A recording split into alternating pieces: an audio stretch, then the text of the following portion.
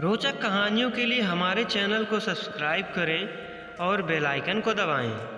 भगवान विष्णु जी और माता लक्ष्मी जी की कहानी। एक बार भगवान विष्णु जी शेषनाग पर बैठे बैठे बोर हो गए और उन्होंने धरती पर घूमने का मन में किया। वैसे भी कई साल बीत गए थे, धरती पर आए और वह अपनी यात्रा की तैयारी में लग गए। स्वामी को तैयार होता देख लक्ष्मी जी ने पूछा, आज सुबह सुबह कहाँ जाने की तैयारी हो रही है?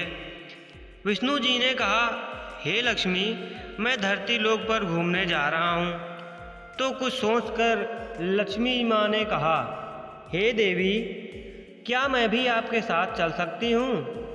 भगवान विष्णु ने दो पल सोचा, फिर कहा, एक शर्त पर। तुम मेरे साथ चल सकती हो। तुम धरती पर पहुंचकर उत्तर दिशा की ओर बिल्कुल मत देखना।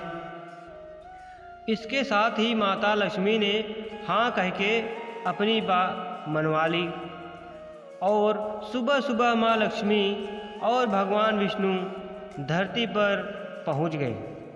अभी सूर्य देवता निकल रहे थे। रात बरसात होकर हटी थी। चारों ओर हरियाली ही हरियाली थी। उस समय चारों ओर बहुत ही शांति थी और धरती बहुत ही सुंदर दिख रही थी और माँ लक्ष्मी मंत्रमुग्ध होकर धरती को देख रही थी और भूल गई थी कि पति को क्या वचन देकर आई हैं। और चारों ओर देखती हुई कब उत्तर दिशा की ओर देखने लगी, पता ही नहीं चला। उत्तर दिशा में माँ लक्ष्मी को एक बहुत ही सुंदर बगीचा नजर आया और उस तरफ से भीनी भीनी सी खुशबू आ रही थी और बहुत ही सुंदर सुंदर फूल खिले हुए थे। यह एक फूलों का खेत था और माँ लक्ष्मी बिना सोचे समझे उस खेत में गईं और एक सुंदर सा फूल तोड़ लाईं। लेकिन यह क्या, जब माँ लक्ष्मी भगवान विष्णु के पास वापस आईं तो भगवान विष्णु की आंखों में आंसू थे और भगवान विष्णु ने माँ लक्ष्मी को कहा कि कभी भी किसी के बिना पूछे उसका कुछ भी नहीं लेना चाहिए और साथ ही अपना वचन भी याद दिलाया। माँ लक्ष्मी को अपनी भूल का पता चला तो उन्होंने भगवान विष्णु से इस भूल की माफ़ी मांगी। तो भगवान विष्णु ने कहा कि जो तुमने भूल की है उसकी सज़ा तो तुम्हें ज़रूर मिलेगी। जिस माली के खेत से तुमने बिना पूछे फूल तोड़ा है, यह एक प्रकार की चोरी है। इसलिए अब तुम 3 साल तक माली के घर में नौकर बनकर रहो। इसके बाद में तुम्हें वैकुंठ में वापस बुलाऊंगा। माँ लक्ष्मी ने चुपचाप सर झुकाकर हाँ कर दी। आजकल की लक्ष्मी थोड़े थी वो। और माँ लक्ष्मी एक गरीब औरत के रूप धारण करके उस खेत के मालिक के घर गईं। घर क्या, एक झोपड़ा था और मालिक का नाम माधव था। माधव की बीवी 2 बेटे और 3 बेटियां थीं। सभी उस छोटे से खेत में काम करके किसी तरह से गुजारा करते थे। माँ लक्ष्मी जब एक साधारण और गरीब औरत बनकर जब माधव के झोपड़े पर गईं तो माधव ने पूछा, बहन तुम कौन हो और इस समय तुम्हें क्या चाहिए? तब माँ लक्ष्मी ने कहा, मैं एक गरीब औरत हूँ, मेरी देखभाल करने वाला कोई नहीं है। मैंने कई दिनों से खाना भी नहीं खाया है।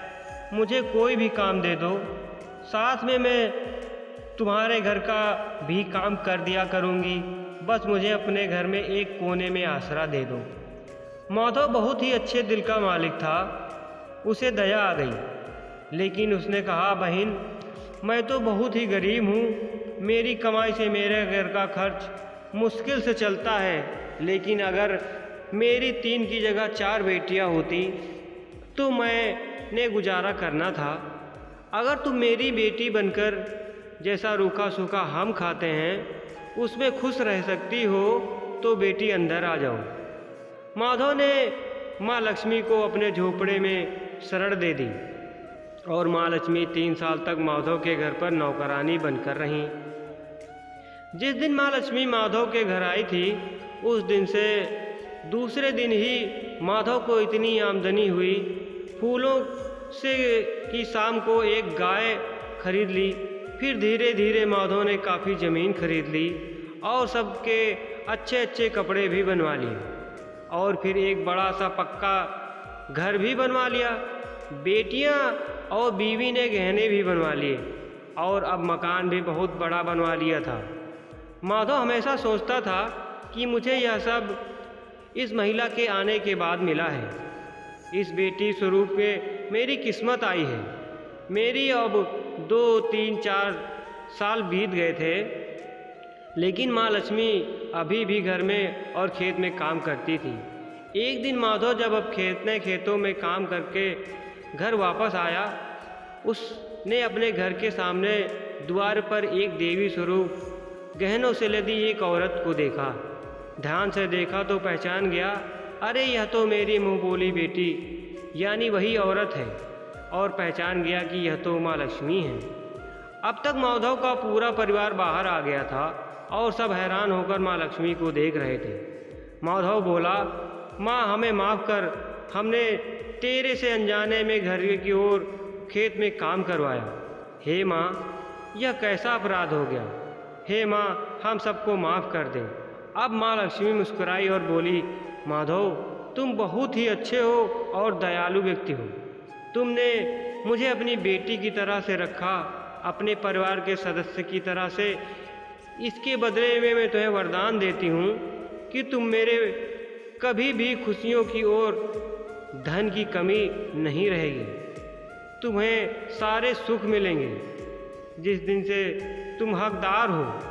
और फिर माँ अपने स्वामी के दोबारा भेजे गए रथ पे बैठकर बैकुंठ चली गई।